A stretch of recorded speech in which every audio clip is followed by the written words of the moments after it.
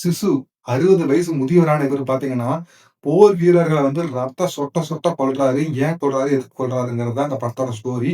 So இது பார்த்தீங்கன்னா 2 part release ஆயிருக்குது. ஃபர்ஸ்ட் பார்ட்ல பார்த்தீங்கன்னா, "பென்சான்ஸ் இஸ் கோல்ட்" அப்படின்னு சொல்லி ஃபர்ஸ்ட் பார்ட் ரிலீஸ் ஆயிருக்குது.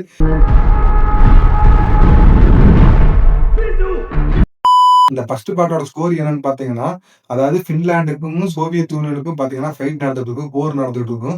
அந்த சமயத்தில பார்த்தீங்கன்னா, இந்த முதியவர் பார்த்தீங்கன்னா, கோல்ட வந்து கண்டுபிடிச்சிருப்பாரு. அதாவது கோல்ட வந்து கண்டுபிடிச்சு அது ஒரு சாக்கு மூட்டையில கட்டி கொண்டு போயிட்டு இருப்பாரு.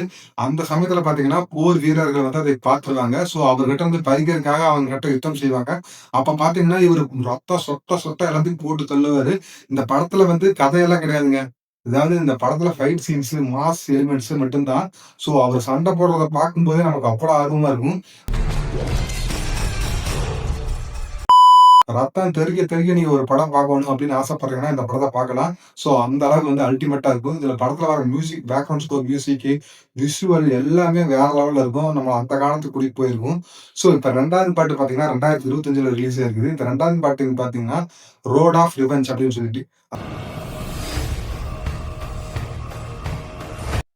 அதாவது இவரு பார்த்தீங்கன்னா, அந்த ஃபர்ஸ்ட் பார்ட்ல வந்து 300 பேர்த்த கொன்னுட்டு வந்திருப்பாரு.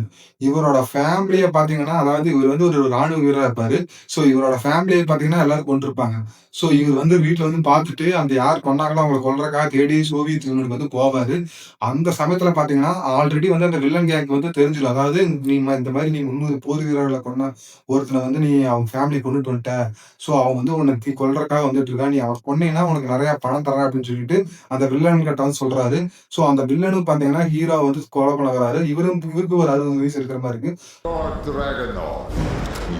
ஸோ இவங்க 2 பேத்துக்கு நடுவுல நடக்கிற யுத்தத்துல பார்த்தீங்கன்னா, நம்ம ஹீரோ ஜெயிச்சாரா இல்லையாங்கிறது அந்த படத்தோட ஸ்டோரி. இந்த 2வது பார்ட் பார்த்தீங்கன்னா, ஃபைட் சீன்ஸ் ஒண்ணொண்ணும் அல்டிமேட்டா இருக்கும். அதாவது நீங்க லாஜிக்கெல்லாம் பார்க்காதீங்க இந்த படத்துல பொறுத்தவரைக்கும். இந்த படத்த லாஜிக்க விட்டுட்டு, அதாவது நீங்க ஒரு ஃபேண்டசி மூவி மாரி பார்க்க போறீங்க அப்படிங்கிறத நெனச்சு பார்த்தீங்கன்னா வச்சுக்கங்களேன், அந்த படம் வந்து சூப்பராவே இருக்கும். ரத்தம் தெறிக்க தெறிக்க ஒவ்வொரு சீனும் மாஸா எடுத்திருக்காங்க. ஸோ இந்த படத்துல பேக்கிரவுண்ட் ஸ்கோரா இருக்கட்டும், மியூசிக்கா இருக்கட்டும் பிரிச்சு விட்டாங்க. நல்ல சவுண்ட் எஃபெக்ட்டோட நீங்க பார்த்தீங்கன்னா, தரமா இருக்குங்க படம். இந்த 2 பாட்டுக்கும் பார்த்தீங்கன்னா, நான் ஒவ்வொரு 2 பாட்டுக்குமே 7.5, 7.5 ரேட்டிங் குடுப்பேங்க. இந்த வீடியோ உங்களுக்கு புடிச்சிருந்துச்சுன்னா லைக் பண்ணுங்க, ஷேர் பண்ணுங்க, மறக்காம சப்ஸ்கிரைப் பண்ணுங்க. Thank you friends.